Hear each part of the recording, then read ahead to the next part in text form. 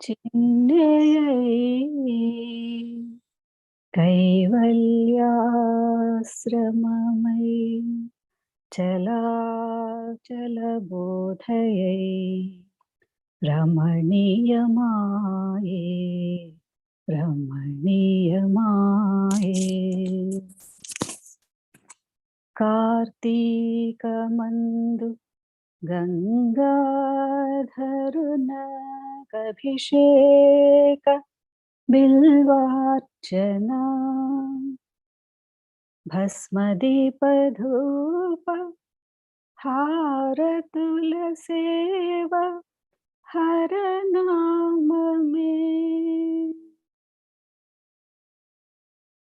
సర్వపుణ్యదం ముక్తిదం సద్రహిత చిన్నేయై కైవల్యాశ్రమమై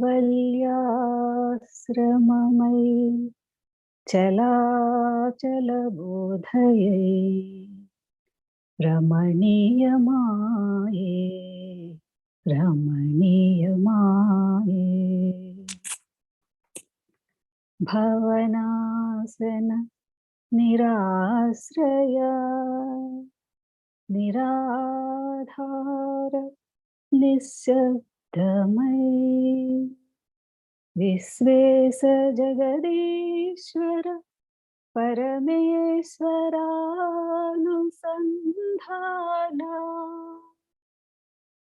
నాదమై సర్వశూన్యమై నిష్కళయైన చిన్నేయై కైవల్యాశ్రమమై చలాచలబోధయై రమణీయమాయే రమణీయమాయే. ఆకాశ దీపమంటూ మ్రోక్కేరు మనుజులెల్లరు కార్తీకమందు సర్వముక్తిదాయకమని సోమసూర్యాగ్నుల వెలిగడి కేవలాత్మ చిన్నేయై కైవల్యాశ్రమమై చలాచలబోధయై రమణీయమాయే రమణీయమాయే రమణీయమాయే. ఇతి శ్రీ సద్గురు విరచిత శ్రీ కైవల్యాశ్రమ పంచకం సంపూర్ణం. హరి ఓం. శ్రీ గురుభ్యో నమః. హరి ఓం. ఓం గురుర్బ్రహ్మా గురుర్విష్ణుః గురుర్దేవో మహేశ్వరః గురుర్సాక్షాత్ పరం బ్రహ్మ తస్మై శ్రీ గురవే నమః. బ్రహ్మానందం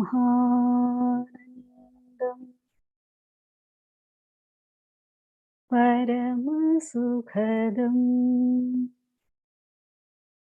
కేవలం జ్ఞానమూర్తిం ద్వంద్వాతీతం గగనసదృశం తత్వమస్యాదిలక్ష్యం ఏకం నిత్యం విమలమచలం सर्वधी साक्षिभूतम्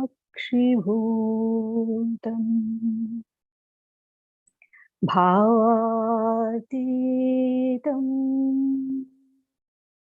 त्रिगुणरहितम् सद्गुरुं तं नमामि। ॐ नमो ब्रह्मादिभ्यो ब्रह्मविद्या सम्प्रदाय कर्तृभ्यो वंश ऋषिभ्यो महाभ्यो नमो गुरुभ्यः। सर्वोपप्लवरहित प्रज्ञानघन प्रत्यगर्थो ब्रह्मैवाहमस्मि। अहं पदार्थरहितः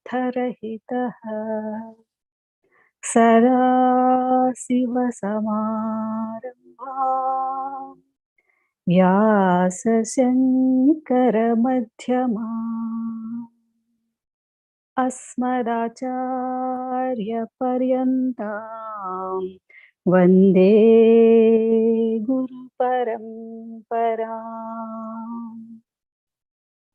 ॐ सहना भवतु सहनौ भुनक्तु सह वीर्यं करवावहै तेजस्विनावधीतमस्तु मा विद्विषावहै। ॐ तत्सत्। ॐ शान्ति शान्ति शान्तिः। हरिः ॐ। श्रीगुरुभ्यो नमः। हरिः ॐ।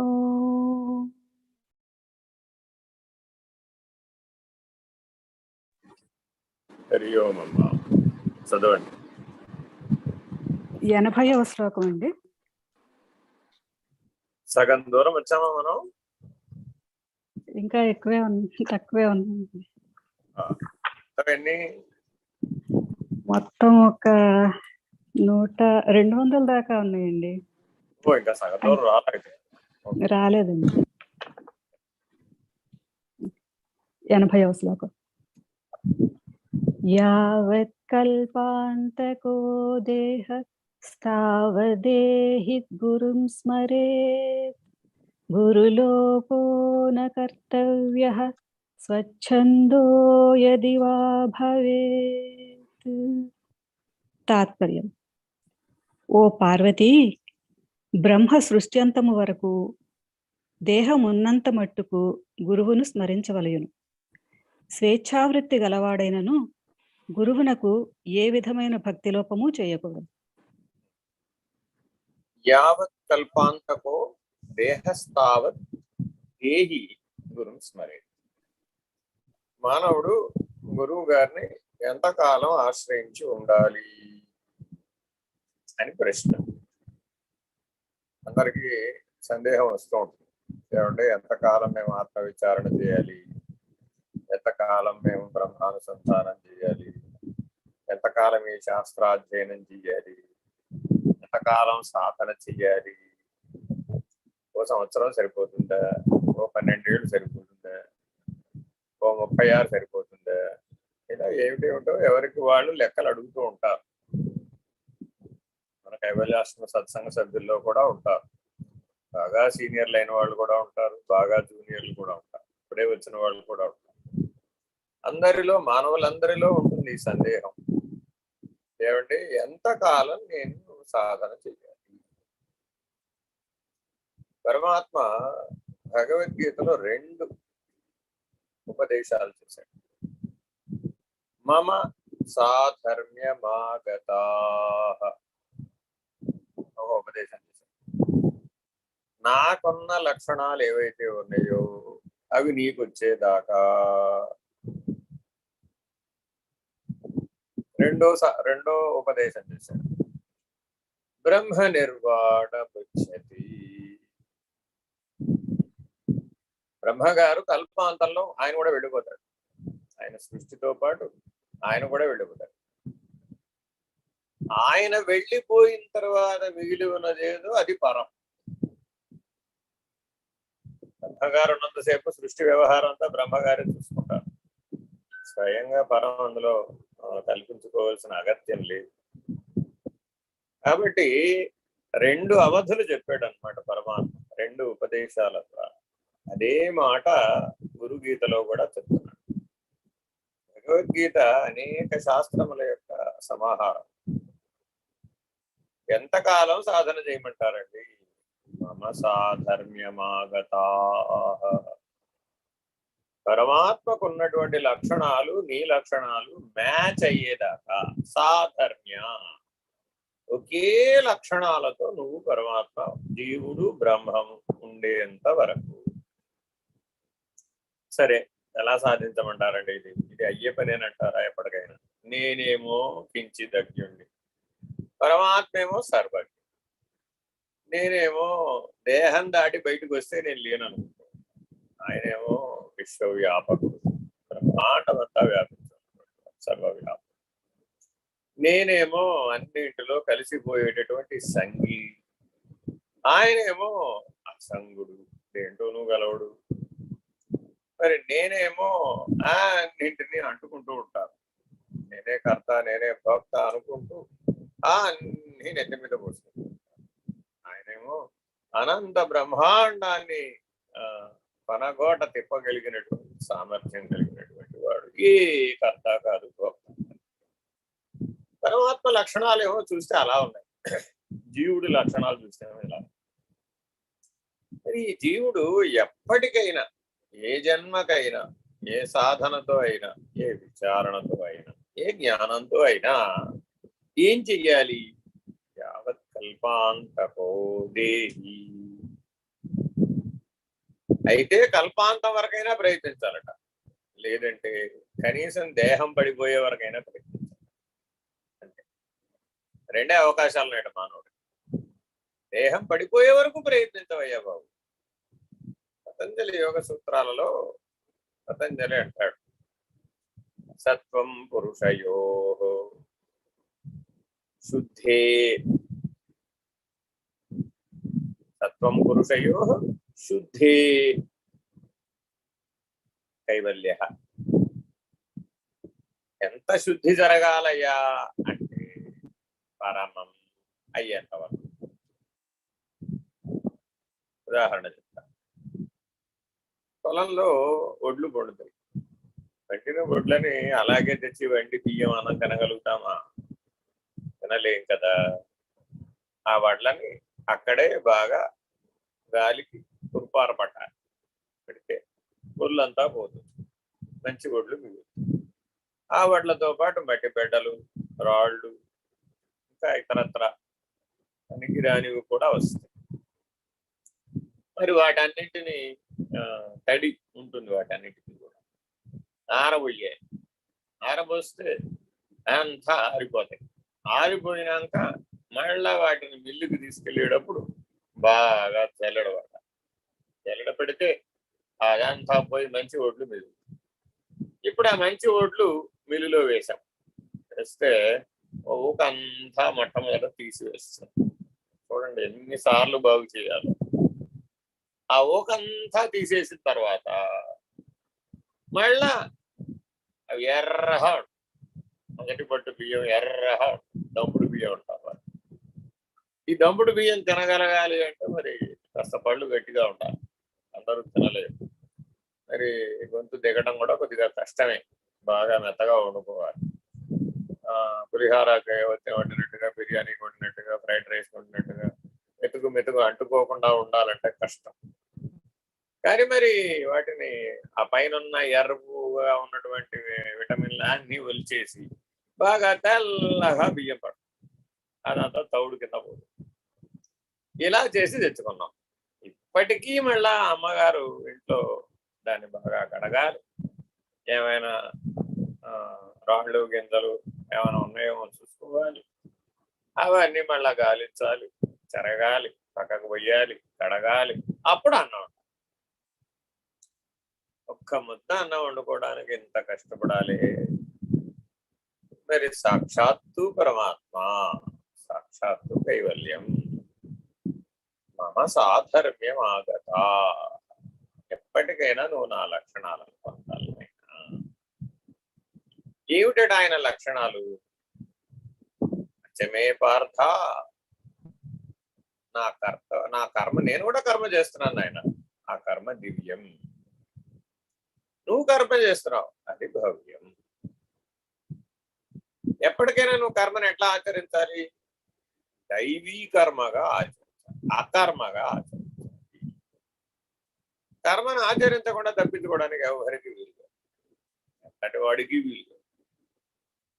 అవిద్యకు లోబడి ఆచరిస్తున్నావా, మాయకు లోబడి ఆచరిస్తున్నావా? ఈ విచారణ చేయాలి. ఎందుకు నీకు ఈ ఆత్మ విచారణ? ఎందుకంటే బాబు మాకు ఈ బుర్రకు వేదన అంతా పరిగెట్టిస్తున్నారు, మమ్మల్ని బాగా బండకేసి బాదుతున్నారు, బాగా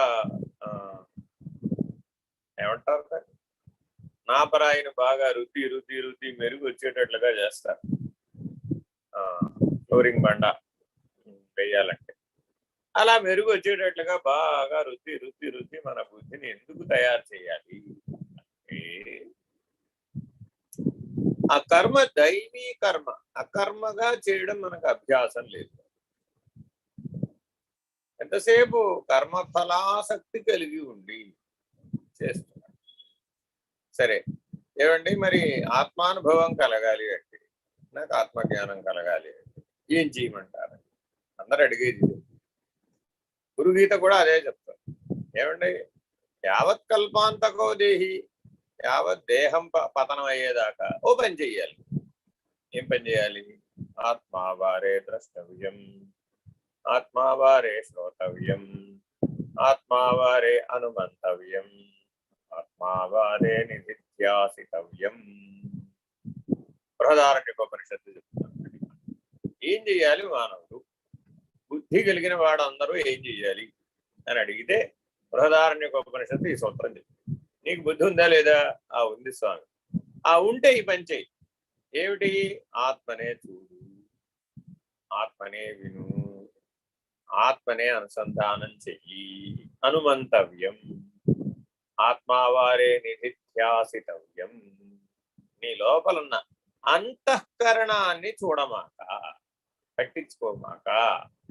అంతఃకరణం స్థానంలో ఆత్మనే చూడు, ఇంద్రియాల స్థానంలో ఆత్మని చూడు, విషయాల స్థానంలో ఆత్మని చూడు, అనుభవం స్థానంలో ఆత్మని చూడు, ప్రపంచం స్థానంలో ఆత్మని చూడు. అన్నింటా ఉన్నది ఆత్మేనయ్యా బాబు. అసలు ఆత్మే ఉనికి, మిగిలిందంతా కూడా దాని యొక్క వ్యక్తీకరణ. అంటే ఎలాగా అని భగవాన్ సత్సాయి బాబా వారిని అడిగారు. అంటే నాయనా, ఒక మాతృమూర్తి దగ్గర పంచదార, వాళ్ళ అబ్బాయి ఒక మధుర పదార్థం అడిగాడు. ఏదైనా నా స్వీట్ తయారు చేసి పెట్టాను.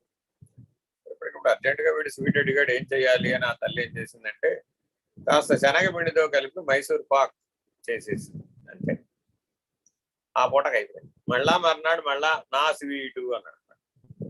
వరే వేడు వాడు మళ్ళా స్వీట్ అన్నాడని కాస్త గోధుమ పిండితో కలిపి ఓ హల్వా చేసి మళ్ళా ఇంకో రోజు, మళ్ళా ఇంకో రోజు, రోజు అదే పని వాడికి. ఎందుకని మధురం తింటే వాడికి బాగుంటుంది కదా. మరి రోజుకో పిండితో కలిపి అదే పంచదారని నెయ్యిని కలిపి ఇచ్చేసి ఓ రోజు మినపిండితో కలిపి, అప్పుడు సున్నుండలు. మరి ఇప్పుడు మధుర ద్రవ్యమైనటువంటి పంచదార కానీ బెల్లం కానీ ఏమైనా మారిందా? మారలేదు. కాబట్టి అది స్త్రీ అయినా పురుషుడైనా, జడమైన చేతనమైన, చలమైన అచలమైన, ద్వైతమైన అద్వైతమైన, ఏ పద్ధతిగాను అనుసంధానం చేసినా ఉనికి సత్తు మాత్రమే. అది ఆత్మ. తెలుసుకున్నావు చిత్తు, ఆ ఆత్మని తెలుసుకోగలిగితే అప్పుడు చిత్ స్వరూపుడు. ఆ తెలివి చిత్తు, ఆ ప్రజ్ఞ చిత్తు, ఆ చైతన్యం చిత్తు, ఆ ప్రకాశం చిత్తు. అంతే. ఆ తెలుసుకుంటూ ఉన్నది తెలుసుకుంటున్నాడు అంతే. ఆ ఉండుట అన్న దగ్గర సత్తు. కాబట్టి సాక్షి సాధన ఎంత బాగా చెయ్యాలయ్యా. ఆత్మావారే ద్రష్టవ్యం, ఆత్మావారే శ్రోతవ్యం, ఆత్మావారే అనుమంతవ్యం, ఆత్మావారే నిహిత్యాసితవ్యం. ఏమండి, నాకు 104 జ్వరం వచ్చిందనుకోండి, అప్పుడు కూడా నేను ఆత్మస్వరూపుణ్ణి అని అంటారా? అయ్యో, జ్వరం వస్తే ఆత్మస్వరూపానికి ఏమైంది? జ్వరం వచ్చినంత మాత్రాన ఏం అవ్వలేదు. ఓ, జ్వరం వస్తే ఏం అవ్వలేదా? ఆపరేషన్ చేశారండి, అప్పుడు కూడా ఆత్మస్వరూపమేనా? కాకెక్కడికి పోతాడు? వాడి ఉనికి ఏం మారలేదు కదా. నేను అనే ఉనికి ఏం మారలేదు. నేను యొక్క అభివ్యక్తీకరణలు ఇవన్నీ కూడా. తల్లి గర్భంలో తన శరీరాన్ని తన అభివ్యక్తీకరణగా తయారు చేసుకున్నాడు. తన లోపలున్న ప్రపంచాన్ని తన బయటున్న ప్రపంచంతో మ్యాచ్ చేసి చూసుకోవడాన్ని జీవితంగా భావిస్తున్నాడు. చివరి క్షణం వరకు కూడా జీవుడు చేసేది ఒకే పని. ఏమిటయ్యా అంటే, లోపల ఒక ప్రపంచం పనిచేస్తూ ఉంటుంది. ఆ లోపల పనిచేసే ప్రపంచాన్ని బయట కనబడుతున్న ప్రపంచంతో మ్యాచింగ్, మిస్ మ్యాచింగ్. అంటే మ్యాచ్ అయిందనుకోండి, అబ్బా ఎంత సంతోషం. లోపల ఒక మామిడి పండు తినాలి అని అనుకున్నారు. ఆ మామిడి పండు లోపల ఆల్రెడీ ప్రపంచంలో ఉంది. దానికి రకరకాల ఆకారాలు, రకరకాల రుచులు, రకరకాల దానికి సంబంధించిన పరిజ్ఞానం అంతా లోపల ప్రపంచంలో ఉంది. బయట ఏదో మామిడికాయలు దొరికినాయి, తెచ్చుకున్నాడు, తిన్నాడు. ఏమీ బాగుంది. నేను ఊహించింది ఒకటి, అయింది ఒకటి అన్నాడు. అమెరికాలో ఇండియా మామిడికాయలు అంటే దొరుకుతుంది. కానీ మరి వాటి మనసులో ఉన్నదేమిటి? ఇండియా మామిడికాయ. దొరికింది ఏమిటి? అమెరికా మామిడికాయ. మరి ఇది మ్యాచ్ అవ్వడం అంటే ఎట్లా అవుతుంది? అవ్వదు కదా.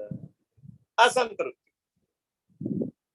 ఇలా లోపలున్న ప్రపంచం బయట ఉన్న ప్రపంచంతో అనుకూలము లేక వ్యతిరేకం, ఇలా విషయ సంయోజనం కలుగుతుంది.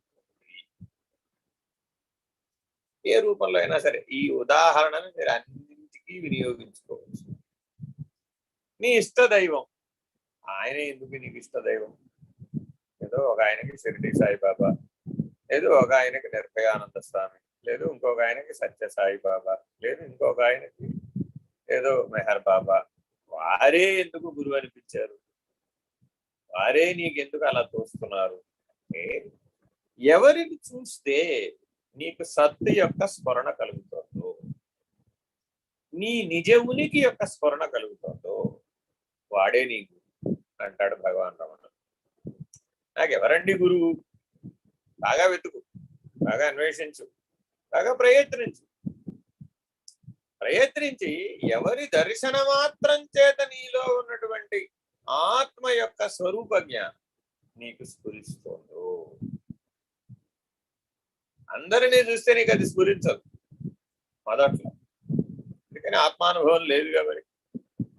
అందువలన ఎవరిని దర్శన మాత్రం చేత నీవు స్మరణ మాత్రం చేత నీలో తలుచుకుంటే నీలో స్వరూప జ్ఞానం యొక్క స్మరణ కలుగుతుందో, స్ఫూర్తి కలుగుతుందో, అనుభవం కలుగుతుందో, అతడే నీకు గురువు అని మొదట ఇలా పట్టుకోవాలి.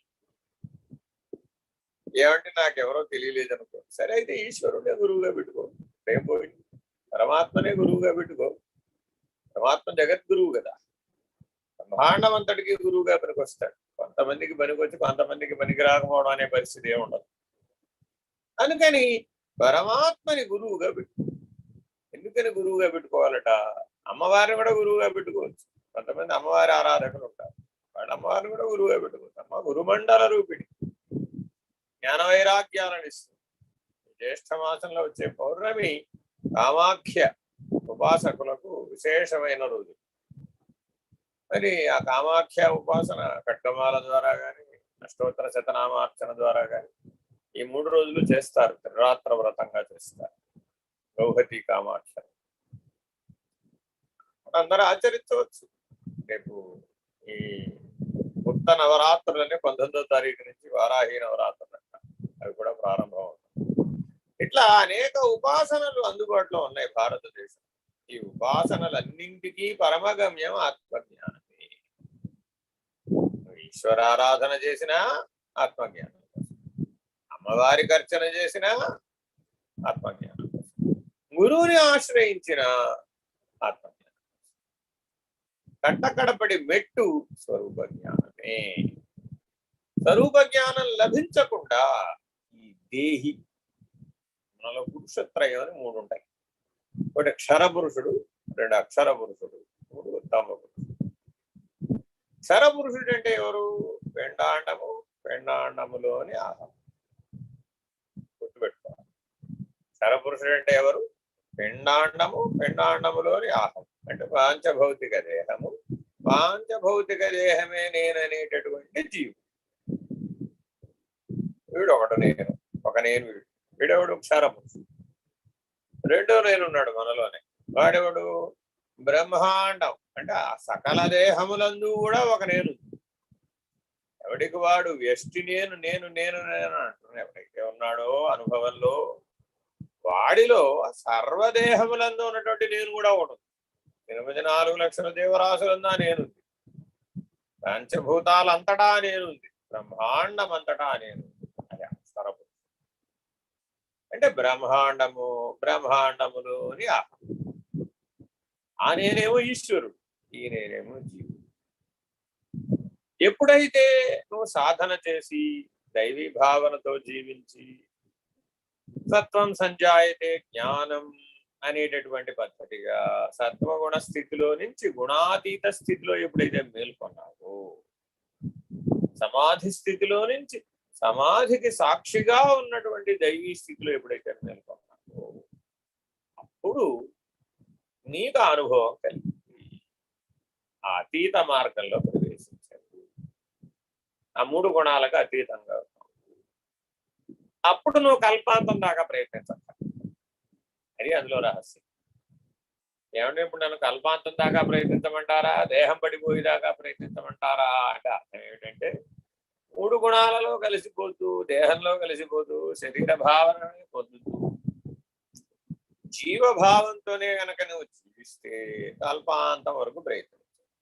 బ్రహ్మగారు పడిపోయేదాకా ప్రయత్నించు.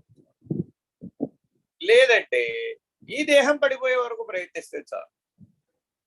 నీకే వదిలేశాడు పరమాత్మ. రమేశ్వరుడు నీకే వదిలేశాడు. కల్పాంతం వరకు ప్రయత్నిస్తానంటావు 3 గుణాలతో చేరి. గుణాతీతంగా ఉండి దేహం పడిపోయే వరకు ప్రయత్నిస్తావు. ఇష్టం. మరి ఏమంటే అక్షర పురుషుడు దాకా చెప్పారు కదా, మరి ఉత్తమ పురుషుడు సంగతి ఏమిటి? ఆయన అక్కడ పిండ బ్రహ్మాండాలు లేవు. అసలు పిండాండము లేదు, బ్రహ్మాండము లేదు.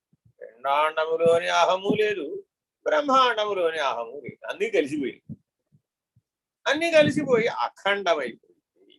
4 ముక్కలు కాస్త ఒకటైపోయింది.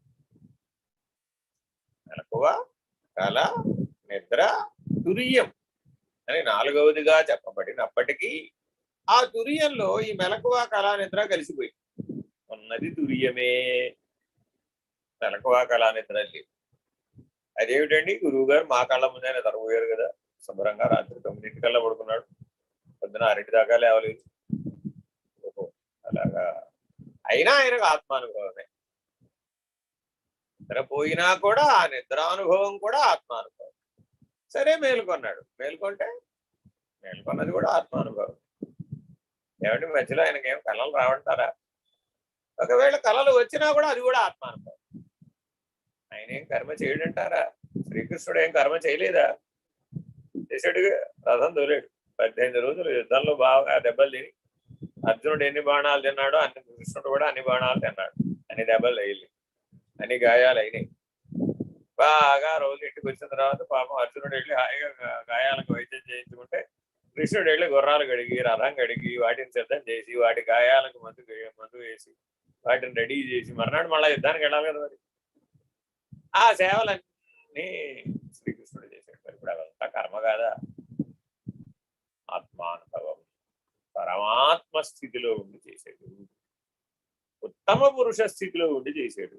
గుర్రము ఆయనే, రథము ఆయనే, దెబ్బలు కొట్టినవాడు ఆయనే, దెబ్బలు తిన్నవాడు ఆయనే, మంది వేసినవాడు ఆయనే, ఊరట పొందినవాడు ఆయనే, బాధపడ్డవాడు కూడా ఆయన. ప్రహ్లాదుడు అంటాడు హిరణ్యకశిపుడితో, చంపేదెవరు చచ్చేదెవరు. సూటిగాడి ప్రశ్న. ఏమయ్యా నన్ను చంపుతాను, చంపేదెవరయ్యా చచ్చేది ఉన్నది పరమాత్మ కదా. అక్కడ చంపేవాడు చంపబడేవాడు ఎక్కడున్నాడయ్యా? ఆ జీవము ఆ పరమాత్మ యొక్క ప్రసాదం కదా. ఆ జీవం సాక్షాత్ పరమాత్మ కదా. అందుకేగా దానికి చావులేదు. ఎన్ని శరీరాలు మార్చినా జీవం మాత్రం చావులేదు. సూక్ష్మ శరీరం సరిపోదు. సూక్ష్మ శరీరం మరలా స్థూల శరీరాన్ని సంపాదిస్తుంది. తమోగుణంతో జీవించాం, మూఢయోనుల్లో ప్రవర్తిస్తాం. రజోగుణంతో ప్రవర్తించాం, స్వార్థపూరితమైనటువంటి మానవులుగా రకరకాలైనటువంటి దుఃఖానుభవాలతో జీవిస్తాం.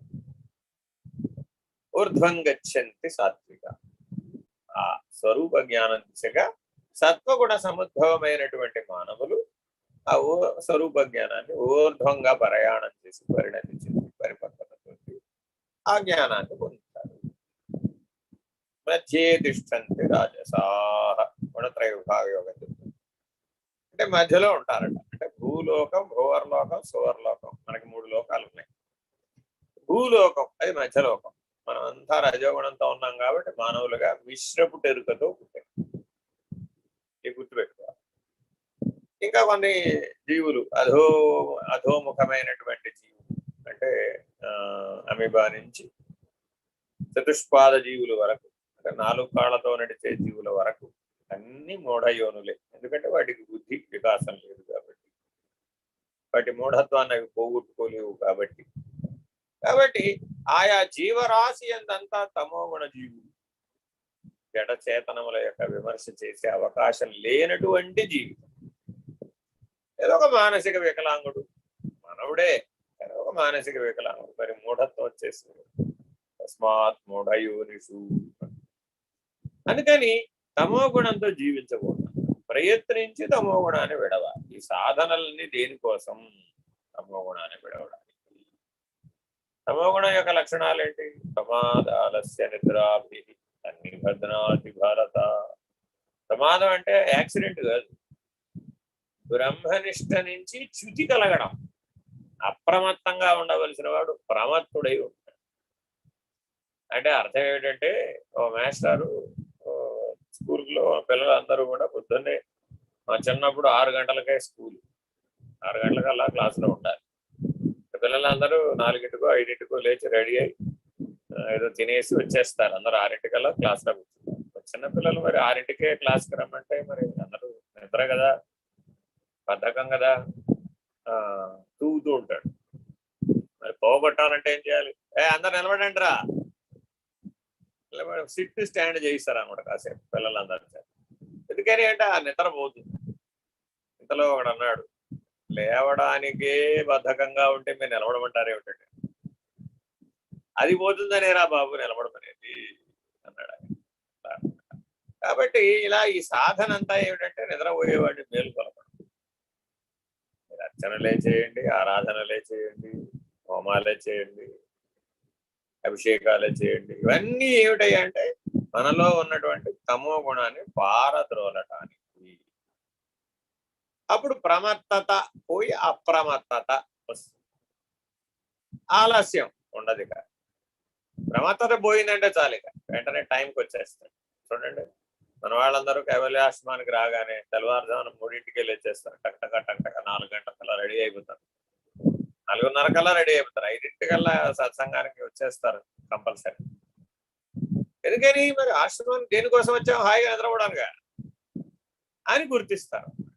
అదే ఇంటికి వెళ్ళారు, అమ్మయ్యా ఓ పని అయిపోయింది, ఆశ్రమానికి వెళ్ళొచ్చేసాం, హాయిగా విశ్రాంతి. పడవదు. అంటే ఇల్లు వేరే, ఆశ్రమం ఇల్లు వేరే, ఆలయం వేరే. మరి ఇప్పుడు ఈ బుద్ధి ఆత్మభావం అవ్వదు కదా.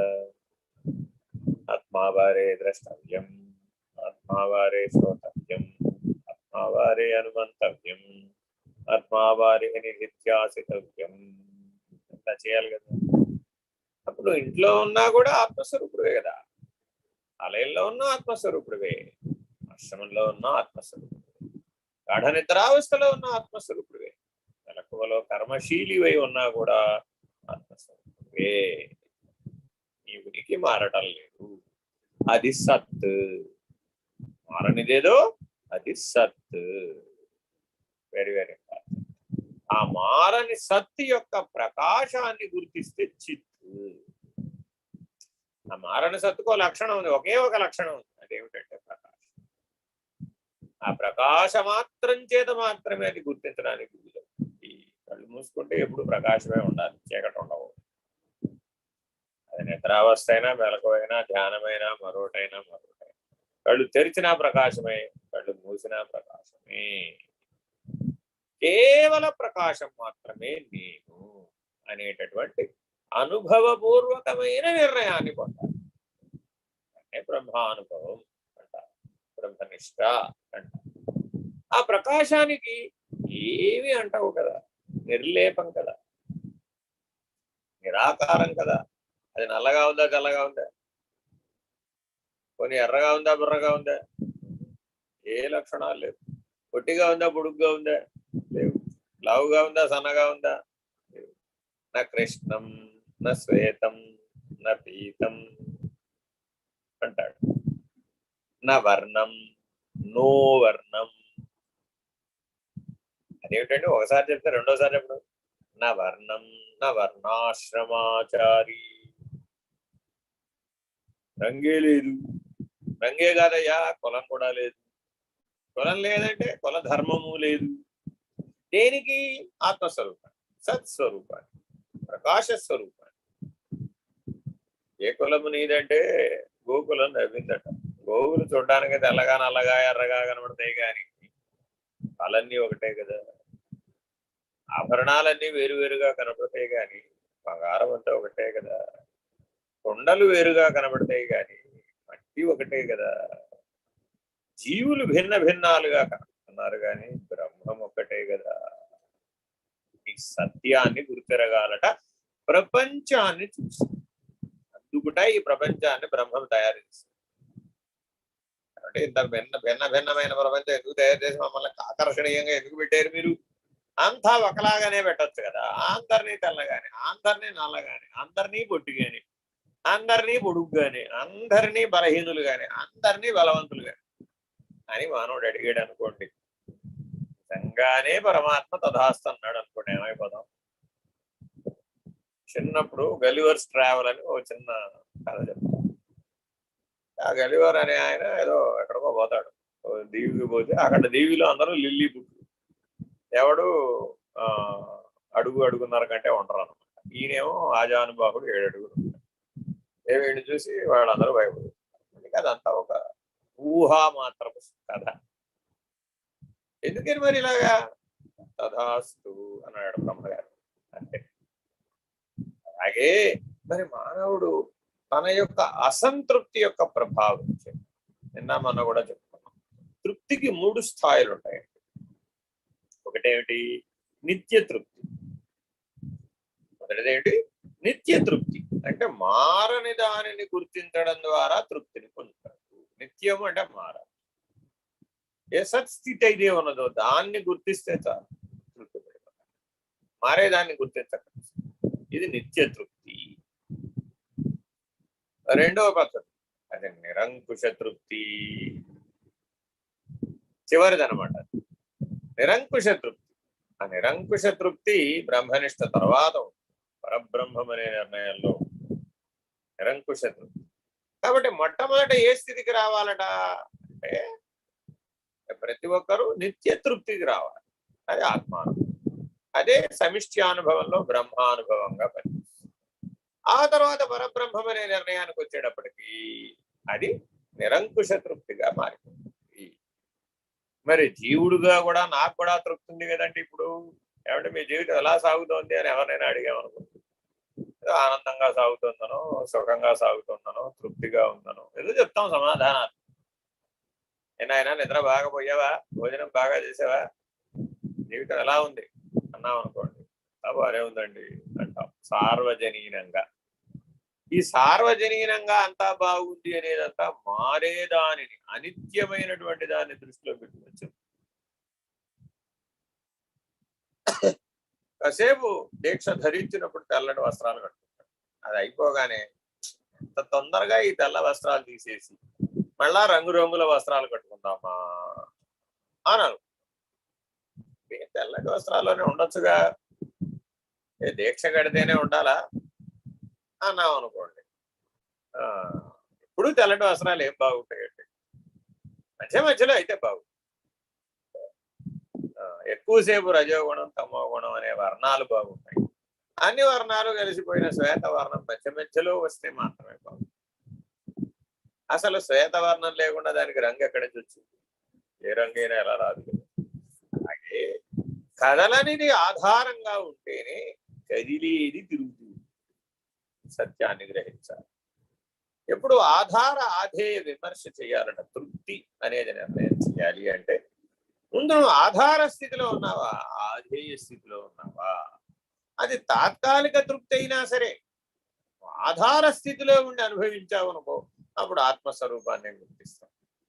అదే ఆధేయ స్థితిలో ఉండి గుర్తించావు అనుకో, అప్పుడు కదిలిపోయేదాన్ని, మారిపోయేదాన్ని, పరిణామశీలమైనటువంటి దానితో కలిసిపోతుంటాం. తాదాత్మ్య సంబంధం. జ్ఞాన మార్గంలో తాదాత్మ్య సంబంధం అంటే జీవో బ్రహ్మైవ నాపర. అజ్ఞాన మార్గంలో తాదాత్మ్య సంబంధం అంటే విషయం విషయి సంబంధం. రెండింటిలోనూ తాదాత్మ్య సంబంధమే, కానీ అక్కడేమో మనదంతా బ్రహ్మముగా గ్రహించడం జరుగుతుంది. ఇక్కడేమో నేను వేరే, నువ్వు వేరే, నేను వేరే, విషయం వేరే, నేను వేరే, ప్రపంచం వేరే, నేను వేరే, నా వస్తువులు వేరే, నేను వేరే, నా సంసారం వేరే, నేను వేరే, నా అనుభవాలు వేరే అని కర్తాభోక్తగా ఒకప్పుడు తృప్తిని ఒకప్పుడు అతృప్తిని అనుభవిస్తూ ఉంటారు. జీవభావం. ఇక్కడి నుంచి నిత్య తృప్త అనే స్థాయికి ఎదగాలి.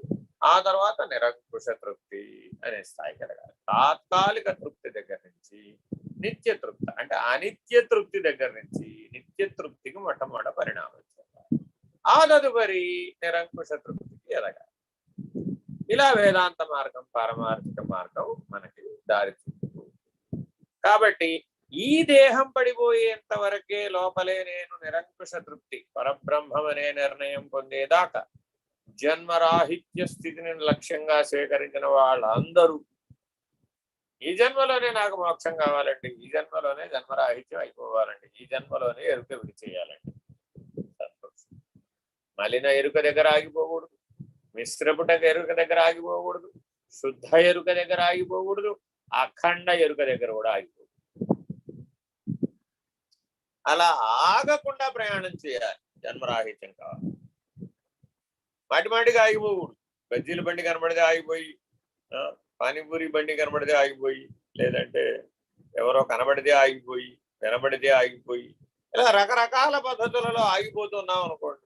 మీ అబ్బాయి కనబడ్డాడు ఆగిపోయి, మీ అబ్బాయి వాళ్ళ అబ్బాయి కనబడ్డాడు వాళ్ళ ఆగిపోయి, మళ్ళా ఇంకా కొద్దిగా ముందుకెళ్ళింది, మళ్ళా ఎవరో బంధువులు కనబడ్డారు, స్నేహితులు కనబడ్డారు, మళ్ళా ద్వైధీభావ ప్రవృత్తిని పొందకు. ప్రవృత్తిని నివృత్తి మార్గంలోనే నడపాలి.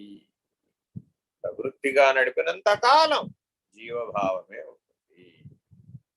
ప్రవృత్తించ నివృత్తించ కార్య అకార్యే భయ అభయే బంధమోక్షంచ యావేతి బుద్ధి సత్వార్థ సత్యతి. ఎవరి సత్సంగ సభ్యులందరూ గుణత్రయ విభాగ యోగం, శ్రద్ధాత్రయ విభాగ యోగం బాగా అధ్యయనం చేయాలి, బాగా ఆచరించాలి.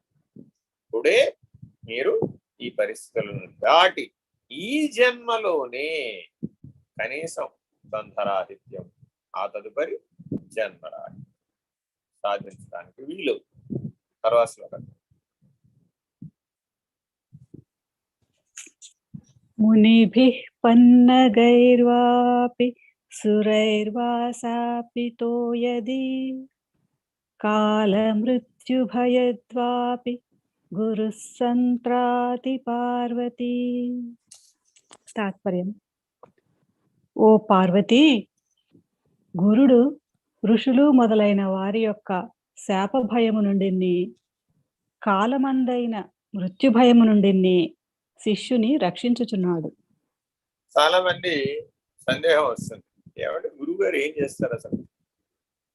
గురువు గారి వల్ల మాకేమిటి ప్రయోజనం అసలు?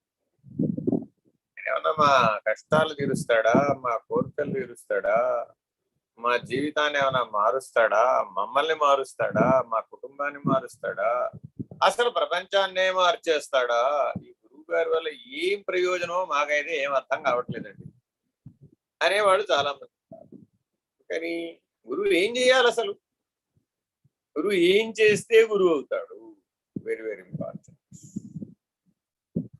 ఏం చేస్తే గురువు అవుతాడా అంటే నీ భయాన్ని పోగొడతాడు.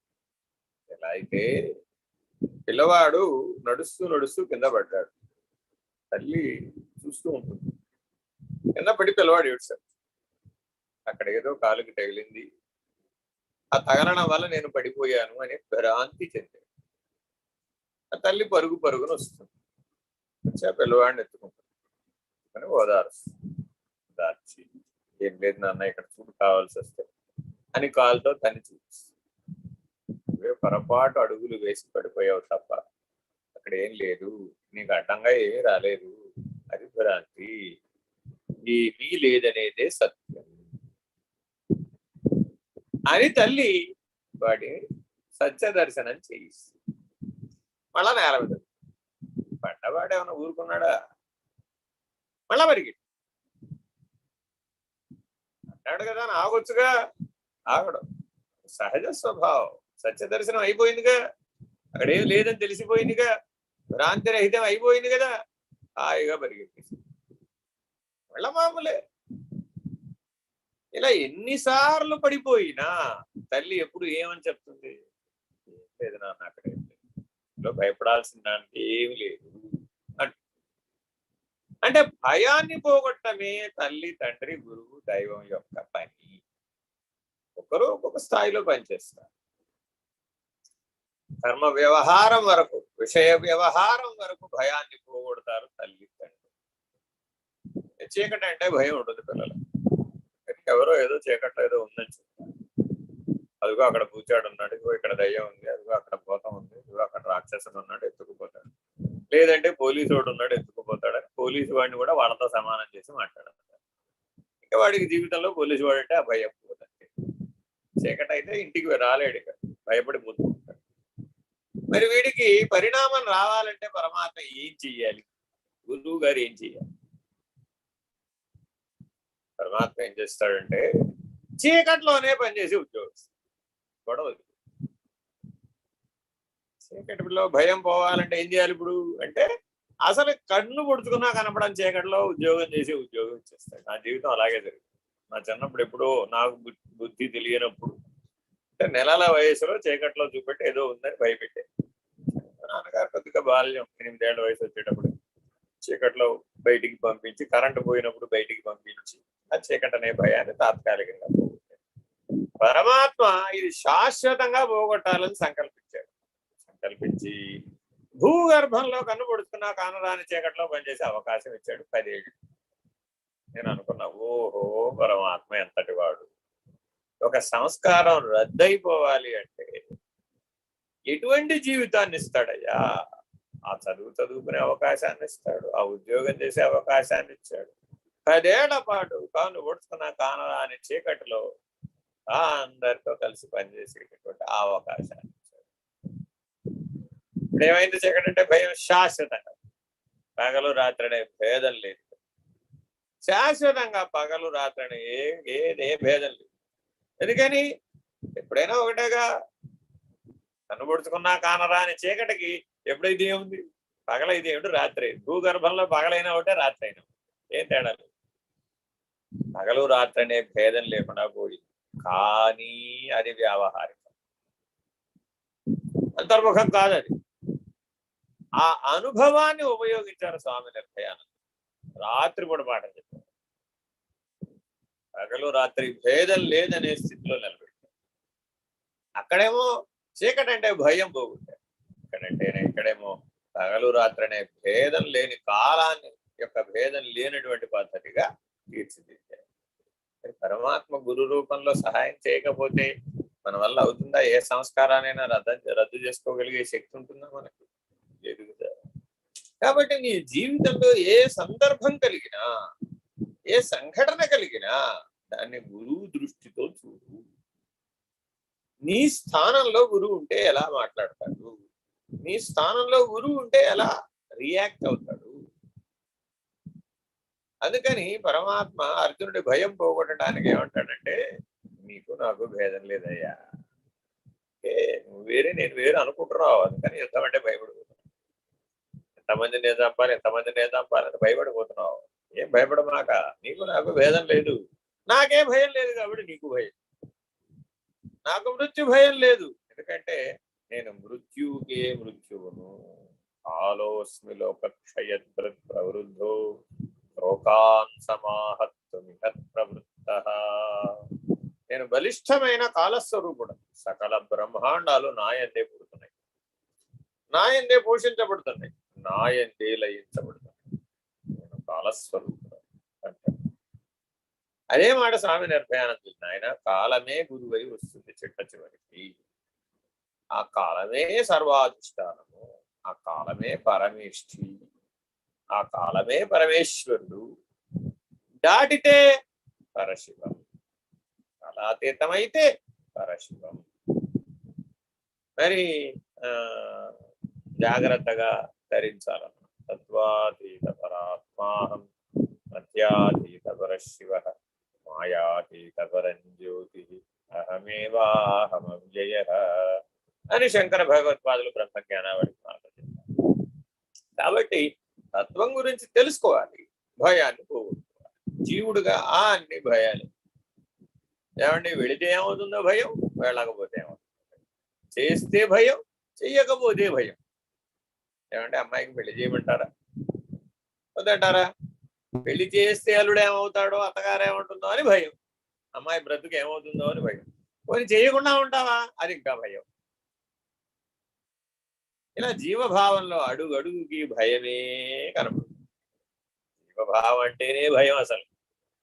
అందుకని సత్వగుణ లక్షణాలలోనే భయ అభయంచ. మొట్టమొదటి లక్షణం ఏమిటయా? దైవాన్ని ఆశ్రయిస్తే ఏ దైవానైనా స్వీకరించండి అభయముద్రతో కనపడుతుంది. ఆ అభయముద్ర ఎందుకయ్యా? ఆ దైవీ లక్షణాలతో ఎప్పుడైతే జీవిస్తావో, ఆ సత్వం సంజాయితే జ్ఞానంతో ఎలా ఎప్పుడైతే జీవిస్తావో, అప్పుడు నీకు అన్ని భయాలు తొలగిపోతాయి. శరణాగతుడైన వాడికి ఏ భయం లేని. కాబట్టి మృత్యు భయాన్ని పోగొట్టేవాడెవడో వాడే గురువు. కాల సర్ప దంష్ట్ర అంటారు. కాల సర్పదష్టులైన వాడిని కాపాడడం ఒక్క గురువు వల్లే అవుతుంది, ఎవరి వల్ల కాదు. అంటే ఒక కాలంలో ఉత్పత్తి, ఒక కాలంలో స్థితి, ఒక కాలంలో లయము బ్రహ్మాండంలో సృష్టి ధర్మంగా జరుగుతుంది. కానీ సృష్టి స్థితి లయాలకు సాక్షివైనటువంటి బ్రహ్మము నీవు, సర్వసాక్షివి నీవు. జన్మ జర వ్యాధి మరణములతో బాధపడేటటువంటి జీవుడవు కాదు. ఈ సత్యాన్ని నీకు నిరంతరాయంగా గుర్తు చేస్తాడు, భ్రమర కీటక న్యాయంగా గుర్తు చేస్తాడు. ఎప్పుడు ఆత్మస్వరూపం గురించి, ఎప్పుడు బ్రహ్మస్వరూపం గురించి బోధిస్తూనే ఉంటాడు. 1,00,000 సార్లు నీకు నాటుకునే వరకు ఎన్ని రకాలుగా చెప్పాలి అన్ని రకాలుగా చెప్పాలి. నువ్వెవరివి అని అడుగుతావు. ఎవరు అనగానే ప్రశ్న వెంటనే తల విదుల్చుకుని ఆలోచించాలి. ఎవరు అంటే నేను వెంకటలక్ష్మి సుబ్బలక్ష్మి అంటే లాభం, వెంకటేశ్వరరావు సుబ్బారావు అంటే లాభం. నువ్వెవరివి అంటారు స్వామి నిర్భయ. ఏదైనా చెప్తానికి వస్తారు అందరూ, వాళ్ళ జీవితంలో సంఘటనలు చెప్తూ ఉంటారు. నువ్వెవరివి అని అడుగుతారు సౌమ్యంగా, శాంతం. ఎవరివి అని అంటారు. నేను ఎవరంటాడు ఏమిటినా అంటే నీ పేరు, ఊరు, ఏదో భార్యవా, లేకపోతే తల్లివా, అమ్మమ్మవా, నాయనమ్మవా, తాతమ్మవా అని అడగటం లేదు అక్కడ. ఎవరివి జీవుడువా, ఆత్మస్వరూపానివా, బ్రహ్మవా, ఎక్కడి నుంచి చెప్తున్నావు ఇప్పుడు ఈ కథ అంతా అని ప్రశ్న వేసుకో. మన జీవితం అంతా కథలే, కథలు కథలు కథలు కథలు కథలుగా జరిగిపోతుంది. నెలకు అంతా ఓ కథ, కాలంతా ఓ కథ, గాఢ నిద్ర అవస్థ అంతా ఓ కథ, బాల్యం అంతా ఓ కథ, యవ్వనం అంతా ఓ కథ, కౌమారం అంతా ఓ కథ, వృద్ధాప్యం ఎడతెగని వ్యధ. ఎందుకని అన్ని ఉడిగిపోతాయి. లేస్తే కూర్చోలేడు, కూర్చుంటే లేవలేడు. పరిగెడదామంటే లోపల మనసేమో పరిగెడదామంటుంది, శరీరం ఏమో నా వల్ల కాదు. మరి రెండింటి మధ్య పోరాటంలో వృద్ధాప్యంలో అలిసిపోతుంది.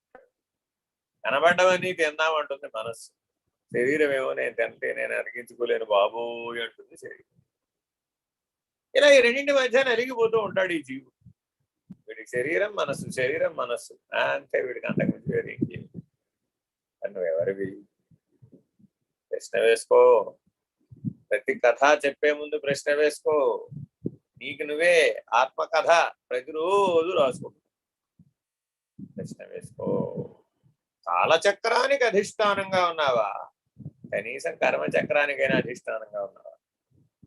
ఈ సృష్టి అంతా అయితే కర్మచక్రంలో జరుగుతుంది, లేకపోతే కాలచక్రంలో జరుగుతుంది. నీవు కాలచక్రాన్ని గనక దాటిన వాడవైతే పరమేష్ఠివి. అదే కర్మచక్రాన్ని దాటావనుకో అప్పుడు కనీసం ఆత్మానుభవమైనా వస్తుంది. శరీరం పడిపోయే లోగా కనీసం కర్మచక్రాన్నైనా దాటాలి.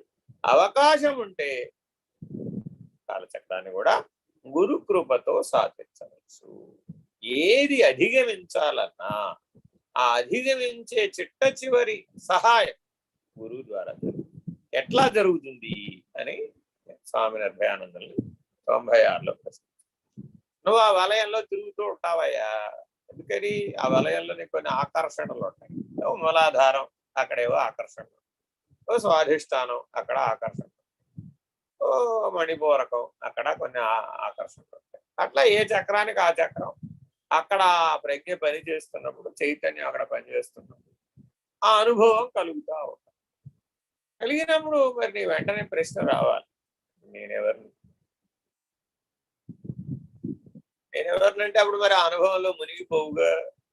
మునిగిపోయావు అనుకో అప్పుడు అనుభవము, అనుభవించేవాడు, అనుభవించబడేది అనే త్రిపుటిలో కలిసిపోతాం. కాబట్టి ఆ త్రిపుటి లేదుగా. అసలు పరమైనటువంటి స్థితిలో ఏ త్రిపుటి లేదుగా. అంటే త్రిపుటికి అతీతంగా జీవిస్తే ఆత్మానుభవం వస్తుంది, త్రిపుటి రహితంగా జీవిస్తే అచల సిద్ధాంతం అన్వయం. అప్పుడు పరం. అసలు కాలచక్రంలో త్రిపుటే లేదు, అక్కడ ద్విపుటిని ఎగరగొట్టడమే పని. కర్మచక్రంలో ద్విపుటి సంగతి తెలియదు, త్రిపుటి గొడవే ఉంటుందంతా కూడా. కాబట్టి మానవుడు గురు కృపతోటి ఏం చెయ్యాలయ్యా అంటే ఈ త్రిపుటిని దాటాలి, ఆ ద్విపుటిని దాటాలి. అందుకని త్రిపుటి ద్విపుటుల బట్టి తెగ కోసి వేసి అని అచల సిద్ధాంతంలో. అంటే ముందు నిర్ణయం అవ్వాలి, ఆ తర్వాత నిరసించాలి. నిర్ణయమే కాకుండా ఎలా నిరసిస్తావు? అసలు నిరసించలేవు కదా. కాబట్టి మొట్టమొదట సాక్షిగా నిలబడి ఉండి అన్నింటినీ అధిగమించి, ఆ అధిగమించిన అధిష్టాన స్థితిలో నిర్ణయంగా ఉండి అప్పుడు ఆ నిర్ణయాన్ని నిరసించేసామనుకోండి, ఇంకా నిరసన మాత్రమే ఉంటుంది. అప్పుడు అచల సిద్ధాంతంలో వేరే ఇంకేం ఉండదు. అన్నింటినీ నిరసించడం ఎలాగో మాత్రమే చెప్తారు. కాలచక్రంలో అనుభవించడానికి ఏముండదు, అంతా నిర్ణయించడమే. ఆ నిర్ణయించిన దాన్ని నిరసించడం. పరము అనే దృష్టితో నిర్ణయించాలి, పరాత్పరం అనే దృష్టితో నిరసించాలి. ఈ రెండు మాటలే ఉంటాయి కాలచక్రంలో అచల సిద్ధాంతం. అంతే. అయితే అఖండ ఎరుక, లేకపోతే పరభావం. అంతే. ఆ అఖండ ఎరుక నిరసిస్తే మీ ఉన్నది ఉన్నట్టుగా ఉన్నది పరబాహ్యమే. అఖండ ఎరుక నిర్ణయం అవ్వాలి, నిరసించాలి. అంతే. ఇది కాలచక్రంలో జరిగేటటువంటి పని. నిర్ణయం అక్కడ కేవలం నిర్ణయం మాత్రం. మరి అక్కడ ఏ ఇంద్రియాలు లేవు, ఏ సాధనలు లేవు, ఏ విధానాలు లేవు, ఏ సిద్ధాంతాలు లేవు, ఏ రాద్ధాంతాలు కూడా లేవు, ఏ వాదములు లేవు, ఏ విధి విధానాలు లేవు. అక్కడ నీవు ఎన్నైతే నిర్ణయంగా పొందేవో ఆ నిర్ణయాలను అన్నింటినీ కాలచక్రం అనేటటువంటి గీటురాయి మీద చూడబడితే అక్క నువ్వు నిరసించగలిగితే అప్పుడు నువ్వు కాలాతీతం అవుతావు. కాలాతీతమైనటువంటి వాడికి మృత్యుంజయత్వం వస్తుంది. కని అంటే పరమేశ్వరుడు కాలకాల స్వరూపాయ కాల దర్పదమనాయ కాలాతీతాయ కాలస్వరూపాయ అని పరమేశ్వర స్తోత్రంలో ఆయన మీద కాల ప్రభావం లేదు. పరశివం మీద కాలం యొక్క ప్రభావం లేదు. కానీ ఈశ్వర పంచీకరణలో అపంచీకృత భాగం పరశివం. పరశివము కళ, కాలము, చిత్తు, తమస్సు. ఆ 5 అనంత విశ్వం అఖండ ఎరుక దగ్గర ఉంటాయి. కళా, కాలము, చిత్తు, తమస్సు సర్జించేస్తే, నిరసించేస్తే అఖండ ఎరుక నిరసించదు. కేవల పరశివం ఉన్నదన్నట్లుగా పరబాహ్యంలో. అలా ఎవరైతే ఈ కర్మచక్రాన్ని, ఆ కాలచక్రాన్ని గురువు యొక్క సహాయంతో అధిగమిస్తారో వారికి భయము ఉండదు. హరి ఓ శ్రీ గురుభ్యో నమః. హరి ఓ హరి ఓం. దేశికేంద్రాయ నమః. శ్రీమత్ పరశివరూపగురో కామితశోషితలోకగురో విబుధా ప్రార్థితలోకగురో అముదమదాంతసుదీపగురో కలిపాదితసంత్రార్థగురో స్థాపితషణ్మతసారగురో స్థాపవమునివంద్యగురో శ్రద్ధాద్యక్షర శాంతగురో కరుణాసాగర పరమగురో నిరుపమ మహిమా నిలయ గురో జయ జయ పరశివలోక గురో జయ శుభ శంకర రూప గురో భవహర పరశివ భువన గురో జయ శుభ మంగళ జగద్గురో జయ జయ జయ జయ గురు ప్రసాద గురో జయ శుభ మంగళ లోక గురో జయ జయ జయ జయ నిర్భయానంద గురో జయ శుభ మంగళ జగద్గురో జయ శుభ మంగళ జగద్గురో జయ శుభ మంగళ జగద్గురో. ఓం నమో భగవతే స్వామి నిర్భయానందాయ.